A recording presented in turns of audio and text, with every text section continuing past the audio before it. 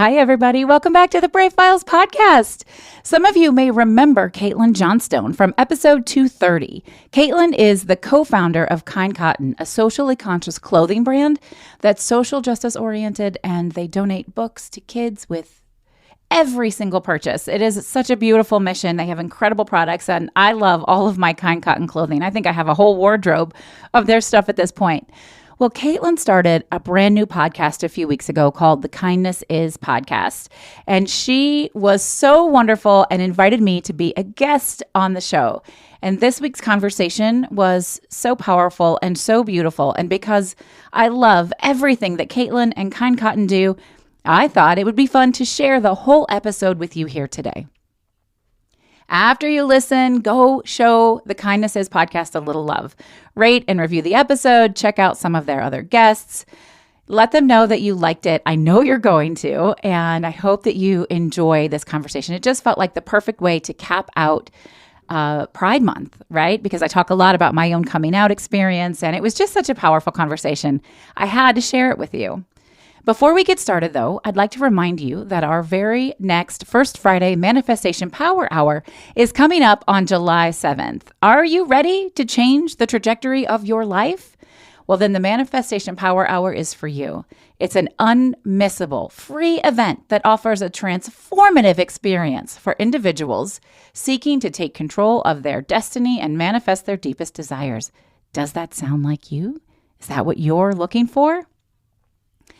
As a transformational success coach, I do lead this conversation, but I'm also in the trenches with you. I am manifesting with you. We alternate every month between manifesting small, local dreams and then big, wild, unrealistic, crazy dreams. And this coming month, we're doing your big, hairy, scary, wonderful dreams. You're going to want to join us. This free monthly gathering provides a unique opportunity for you to tap into the immense power of manifestation. We'll be using grounding experiences, guided journaling, and it's a beautiful, supportive community of attendees that will help you discover tools and techniques to unlock your own true potential and create a life of abundance and fulfillment. Whether you're seeking personal growth, inspiration, or connection with like-minded individuals, the Manifestation Power Hour is the perfect platform to ignite the fire within and embark on a journey of self-discovery. The first Friday Manifestation Power Hour happens every month at 1:30 p.m. Central. The next one is July 7th, but you do have to register. Visit vickeryandco.com/manifest together to let us know you're coming so that you get the link and you get the reminders. Share it with your friends. Bring all of your friends. We're going to have an incredible time. And before we share this wonderful episode of the Kindness Is podcast, I just want to let you know, if you love the work I'm out here doing, the free content, this podcast or my sister podcast, Was It Chance? My weekly live show, Brave in Action, where I share just one unique way where you can step out of fear and into bravery every single week. That's at 11 a.m. on Thursday every single week. If you're loving this, if it's resonating with you, if it's lighting you up, if you get a little inspiration from it and you want me to keep going, it really helps to know that you're into it. And one of the ways you can do that is by giving me a tip. You can say thank you, essentially just buy my coffee for the week. Any amount that you want to contribute that feels reasonable to you is greatly appreciated, and you can make that generosity happen by visiting vickeryandco.com/say thanks. And if you thank me, of course, I'm going to thank you because that's how it works. I'll be sure to give you a little extra love in either the newsletter, this podcast, The Brave Files, or in the live show, Brave in Action. Thank you so much for supporting me on this journey. It means a lot to know that it connects with you. All right, folks, here is this incredible episode that I did with Kaitlin Johnstone from the Kindness Is podcast. You're listening to The Brave Files, where we share stories from people who've stepped out of fear and into bravery in every possible way. What we know for sure is that when we choose bravely on purpose, we choose bigger, we win bigger, and it's contagious. It's our hope that these stories connect with you and encourage you to embrace bravery in every possible way, day after day. Together, we can build a movement that enriches both our lives and our communities. The Brave Files is brought to you by Vickery & Co., a success and leadership coaching firm dedicated to helping you build a life and a business that you are absolutely in love with. Vickery & Co. offers group programs, membership communities, one-on-one coaching, VIP days, corporate trainings, workshops, keynote speaking, and so much more. Visit vickeryandco.com to get all the details. Welcome back to another episode of the Kindness Is Pod. My guest today is someone who I could listen to speak all day, every day. When it comes to me showing up for myself and taking care of myself, it is something that I have struggled with. Having been a former teacher, being a mom, wearing all of the hats and juggling a business and making sure I take time to flourish and nourish my relationship can be really tiresome. And I think that I personally need to make time for myself. I need to make time to breathe. I need to make time to move my body. I need to make time to create and feel passion. And Heather is the ultimate guide to doing just that. She also speaks very candidly about coming out later in life. And in honor of our Pride series this month, I think it's an important conversation, and it's something that people need to hear, and people need to be aware of the beauty in being authentically you. Hey everyone, I am so honored today because I have my friend Heather here, and I have to start out by saying that I was once a guest on her podcast, so I'm kind of struggling with this whole how do I turn this around and now interview you?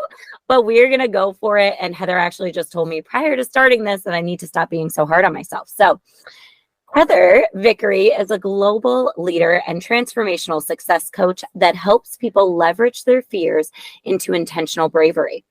A celebrated public speaker, Heather inspires audiences and supports others with the tools they need to live empowered, bold, joy-filled, and successful lives. She is also a best-selling author and the host of not only one, but two podcasts, Was It Chance and The Brave Files.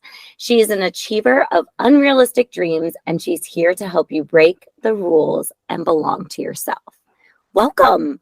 Thank you for having me. I love it. I think it's so fun to turn the tables like this. And I was so excited that you started this podcast. Congratulations. Yeah, thank you so much. I realized that I was having these deep conversations surrounding kindness and authenticity for so many years. And I'm like, why have none of these ever been recorded? Like, I want to sit down with these incredible people such as yourself that I've met through our time with Kind Cotton and just have some open and honest conversations. So cool. No. It's always so weird to hear somebody read your bio. I'm like, yeah, that's me. I actually wrote that, like I did those things, but it always feels a little bit strange, but it's cool. I love the line. I loved adding the line achiever of unrealistic dreams because that's like the truest thing ever. I could never have imagined living this life. And that doesn't mean that this life is perfect because it's definitely not. But a previous version of me it was not working and I could not picture it. So it's exciting to look back and reflect and go, oh man, look how far I've come. Yeah, that's such a beautiful thing. I don't think that as humans we do that enough. I have to ground myself in that like fully because I'm so hard on myself. Yes. And oftentimes I need to say, hey, like there was a time and place where you were so happy to bring one order out to the mailbox because that one order meant that if you got that every single day, you could fund your 30-kid reading program that you started. And now we're up to like $100,000. And on the daily, I need to really remind myself of that because you do.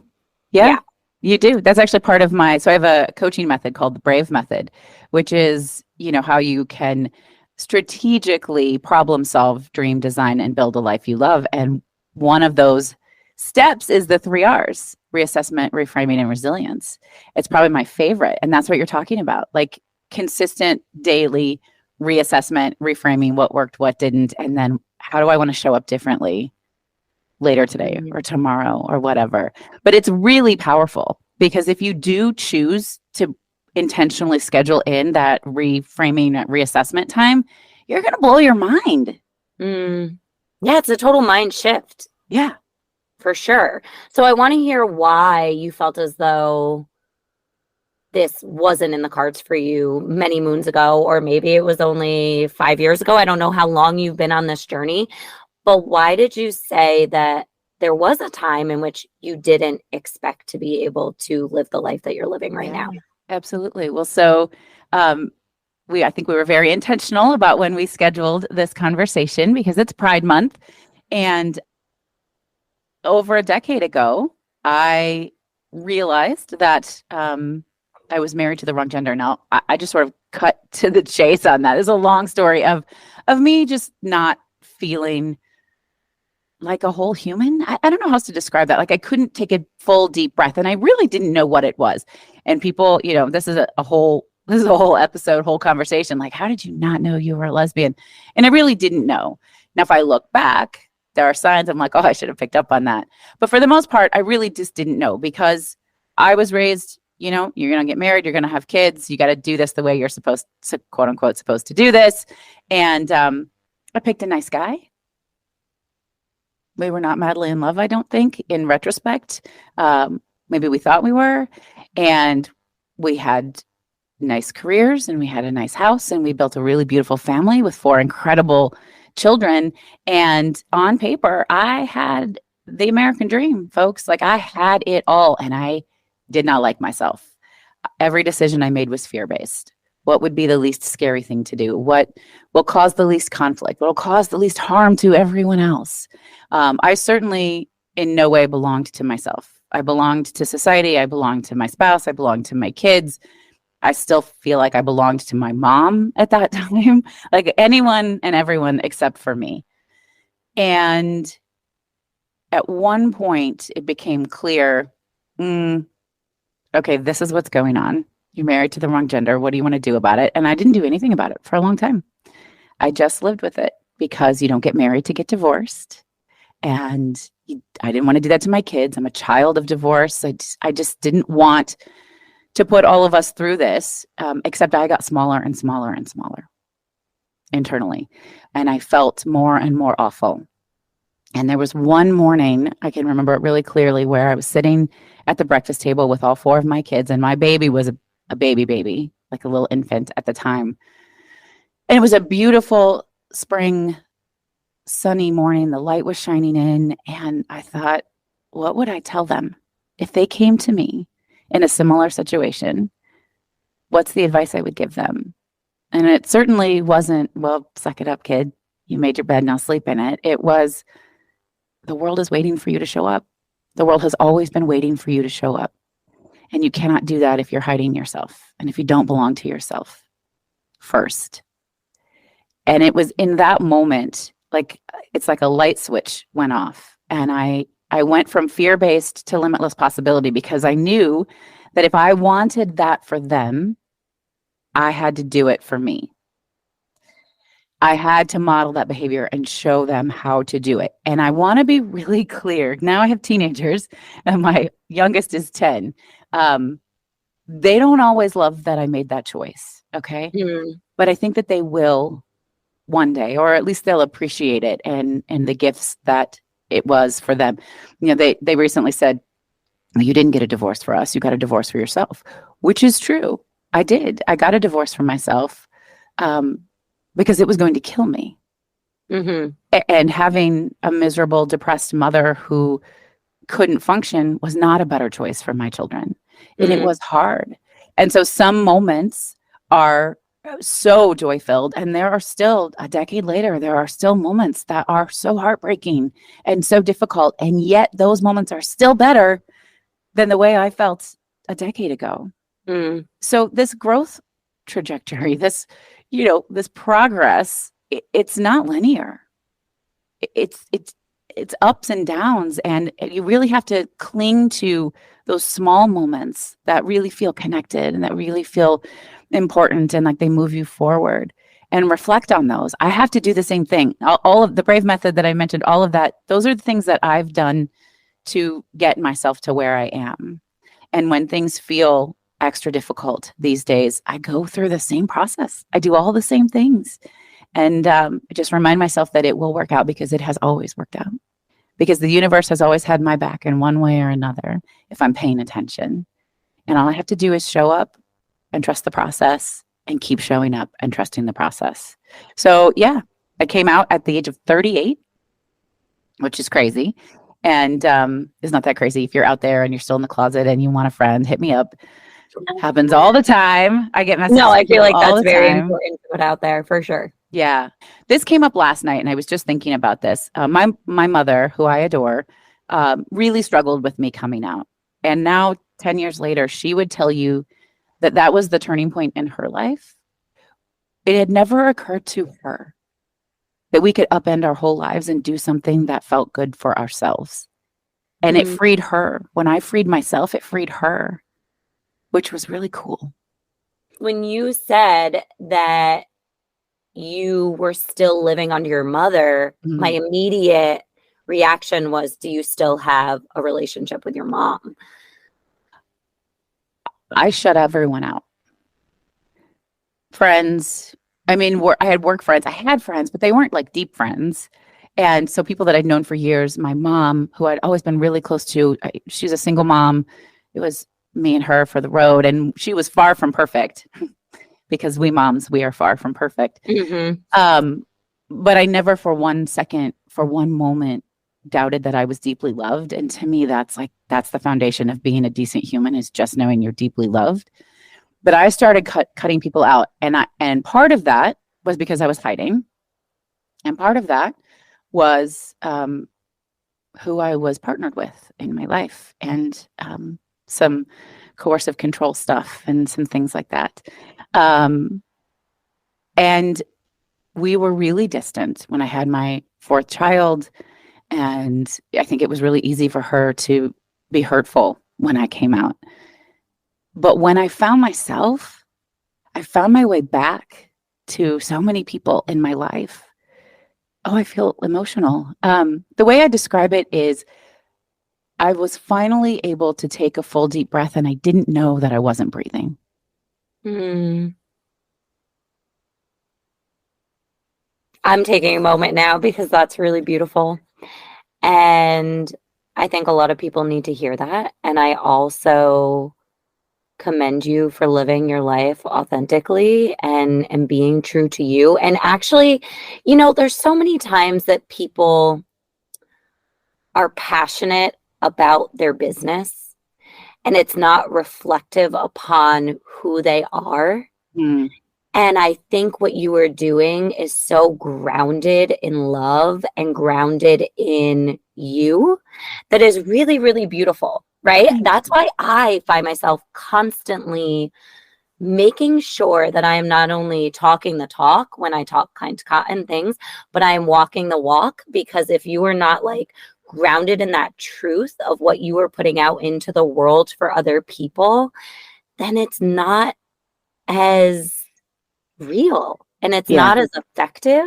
And I think that's why it makes what you do so real and effective, if that makes sense. Yeah. Thank you for that. It's really important to me, the values and the ethics of that. I don't know that I could be, at this point in my life, I don't know that I could be any other way other than exactly who I am. And I'm a projector, a 1-3 splenic projector in human design. And we're here to sort of guide and lead. And I'm called just naturally to learn and grow and share what I'm learning and how I'm experiencing things. I don't know how to not do that. I really don't. But I do know that it matters. And I want to be clear, because I think this is important. Doing that does not mean we need to turn ourselves inside out for other people's consumption. You can be authentic and vulnerable, and you can walk the walk and talk the talk, and you can do all of that and still hold some things close. So the other day I put a TikTok video up where I just was crying. I was crying. I was like, I don't know why I feel all these feelings today. can someone just hold space with me? And lots of people resonated because we all feel that way. And that was fine for me. But if that doesn't feel safe for somebody else, that's okay. You are not required to do that. And honestly, if I did that as often as I feel sad for no apparent reason, you guys would be worried. Yeah. It would be a lot. I get that. I totally get that. That really, I mean, particularly being in the social media space, and this is something that comes up with every single person who I talk to. I really have to find the balance of being authentic and showing my humanity, because I think we need to see that in the social media realm, and also protecting my peace and remembering that I don't need to share every single piece of me. So that was a really, I mean, it may have been a very important reminder for everyone listening. However, that was a very important reminder for me. So thank you. You're welcome. I really want to know more than anything how all of your work and what you are doing can really help either people who are struggling with the state of the world right now, or help particularly the queer community who is in complete attack. How can this work ground you? How can this work help you see that there are helpers, and help you know that you in and of yourself can be a helper for yourself too? Yeah, I love that question, Kaitlin. The work that I do is really self-centered. That's a word that freaks people out.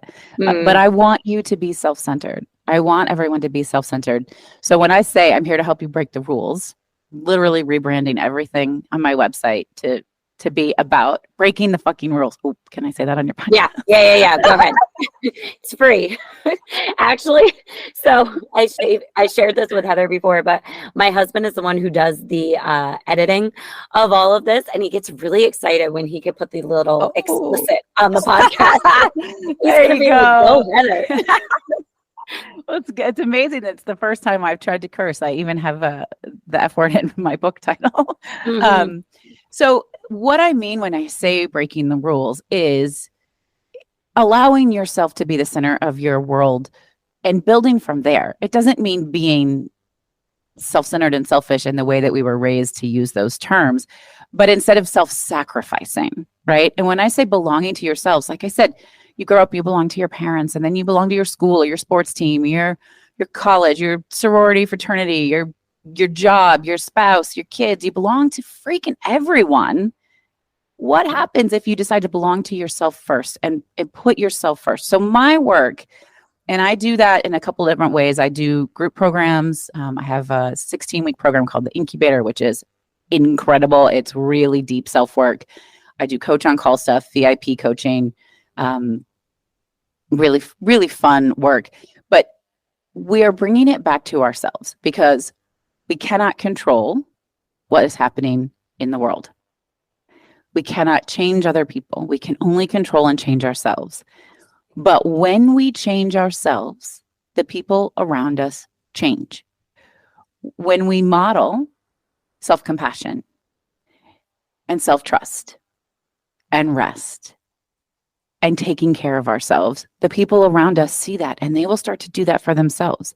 When you can do that, you build up your reserves, you build up your energy to go out and do the marching and do the campaigning and do all of the things that matter to you, if those things matter to you, or whatever it is that matters to you. If you are just an innate caregiver, I have clients all the time, like they give and give and give, and they never take anything for themselves, but they kind of like it. Like they love being a caregiver. I'm not saying that you can't be a caregiver. I'm saying you can't be the best caregiver you want to be if you don't give that same care to yourself. So my work is really centered around coming back into yourself, coming home to yourself, belonging to yourself. And that feels like breaking the rules because we have always been told not to do that, right? And so I have all sorts of tools and modalities. We have the Brave Method. I'm NLP certified. We use human design. So many tips and tricks, massive self-compassion work. Shout out to Kristen Neff. She's incredible. If y'all don't know her work, get to know it. EFT tapping, breath work, like so many of those things to help you find your center and where you want to go. Most of the time when people come to me, they're no longer who they used to be, and they're not quite who they're going to be, and they don't know what to do with themselves in the middle. But we can't grow if we're constantly, well, when I get there, I will. When I get there, it'll be enough.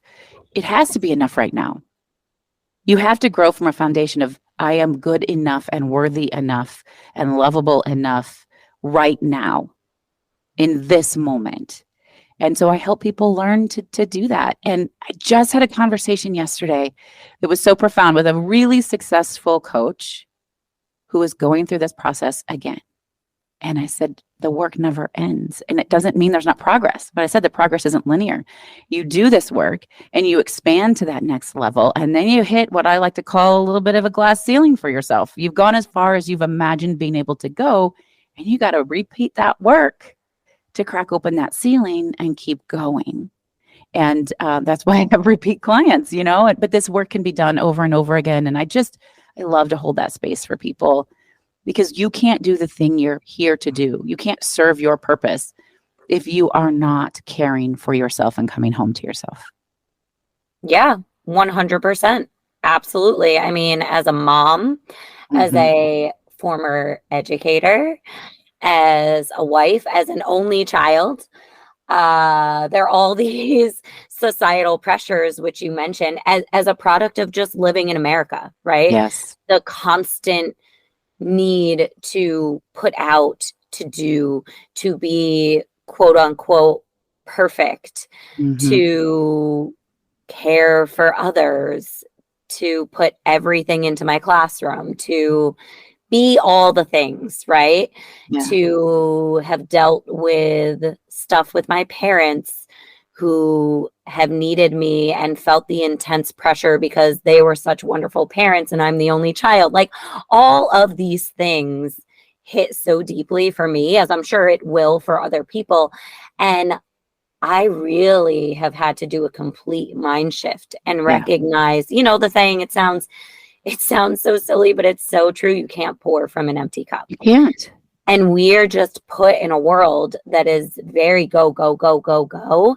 And you need to take a breath, and you need to stop and do things for yourself. And you need to recognize that your self-worth, similar to what you explained about your coming out story, is if you are not truly who you are, then you are not going to be any good for the people whom you love. That's right. I mean, that's exactly it. And I have to say, some of this work, especially in the last month or so,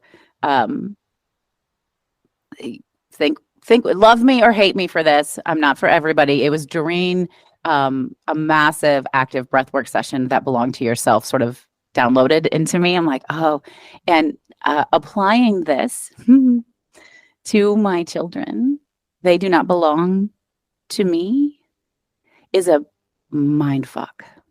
I brought them here, but they don't belong to me. And their behavior isn't about me. And it is hard not to take it personally. Like, I don't actually give a fig about approval from almost anyone except my kids. They don't really want to give it. I catch myself sort of like begging them to tell me that I'm good enough and worthy enough, and that I'm worthy of their love, and they're like not here for it. And so, which is right. They're right. Doing this work and going, oh, how do I apply this to myself? How do I step out of this need to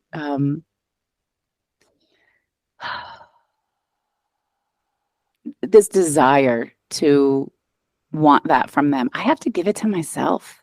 And this is where it's hard for me. So for some people, it's at work. It's, if whether you own your own business or you work for somebody else, or some people it's with love or friendship. For me, it's with my children. That's where I have to work the hardest to love myself enough and not put that on them. And I don't always do a good job at that. Yeah, no. I mean, I think everyone has their space in which that resonates. And I think for me, it's kind of all of them. So it's a work in progress. And I have realized, particularly in the past year, that as with other things that I'm passionate about, right? You mentioned you're always learning, and Always. you always have to be able to admit, like, hey, maybe I got that wrong and I can grow from that. Or maybe I did the things that I didn't want to do in that scenario, but I can learn from that and I can grow. It's a very humbling experience, regardless of what realm of your life we're talking about this learning and growing in. But I think that's where we can manifest and cultivate true change. Yes. And I'm going to take a word that, I've learned for you, and true abundance within that, right? We're not going to be able to do that if we're someone who is like, nope, the way that it's always been, that way or the highway. And I think a lot of people could benefit from hearing that. Yeah. Yes. If you want to embrace abundance, you have to be willing to shift and change. And you have to be honest. And that's that reflection piece again, like, ooh, wow. It is. And it's really hard to self-reflect and go, I royally screwed that up. I made a mistake. And then to own it and to apologize and then to not beat yourself up about it, to practice active self-compassion, right? Because what good does that do? If you then torture yourself for the mistake that you made, does it make you not make more mistakes? Does it make you more approachable? Does it help you be stronger and happier for other people? Like, it doesn't. It just makes you miserable, and it makes people around you miserable, and it keeps you from trying to reach new goals and doing new things. It just serves zero purpose. Even though that's the way we're trained to be, it doesn't help anything. If someone is hearing this and they're more curious as to how to get involved, because I know that all the things that you already mentioned aren't the only things, because you do some free things as well, which is really amazing. You have your Manifest Power Hour. You have also had smaller workshops, the Abundance Workshop that we both kind of mentioned. If someone is just hearing this and saying, I'm kind of curious, like, what would the first step be to kind of help them on their journey? First of all, if you're hearing this and you're curious, I want you to listen to me really carefully. You are worthy of doing this work. You are worth doing this work. And probably the easiest way to do that is to go to vickeryandco.com/social, which will show you how to access my weekly live show, Brave in Action, which will show you how to register for my free Manifestation Power Hour, which we do on the first Friday of every month. It'll show you how to find my 2 podcasts, where to find me on Instagram and on TikTok. And if you really want to learn more and you want to talk about coaching, we have, packages that start, really simple. We could do human design readings. We have bigger things. You can find all of those links there, vickeryandco.com/social. But I will tell you, I love to engage. I really do. So if you see something that resonates with you, send me a message about it and let's talk about it, because I love serving. I love supporting people and watching them come home to themselves and belong to themselves. And I think that's what's so impactful about you, and I think that's why we've connected, is because I feel very similarly. Like, it's not just a business, it's more of connection and building that around finding people who you feel at home with and who you feel like you can go deep with. And I really feel that from you, and I wouldn't just say that if that weren't very, very true. So I think that a lot of other people will feel that way too. And I appreciate your authenticity in that regard. Thank you. I'd love to make a gift to one of your listeners, if that's okay. Yeah. We didn't talk about that in advance. I didn't ask. The first person who messages me, whether it's on Instagram or email, and mentions this podcast episode, I will give you a gifted coaching session. We can explore and see how we can support you. Yeah, that's amazing. And I may just have to make my own account and pretend to be someone else. Kaitlin, my love, just ask. I'm actually dying to pull your human design chart. Yeah, no, I know. We have to get on that. Oh, cool. Yeah. I'm doing these readings now, and they're really customized. They're really in depth. And I do a whole presentation, and then there's coach on call integration for 2 weeks afterwards, and it's mind blowing to see what shifts in people once they understand how they're innately designed to move through the world. It's so much fun.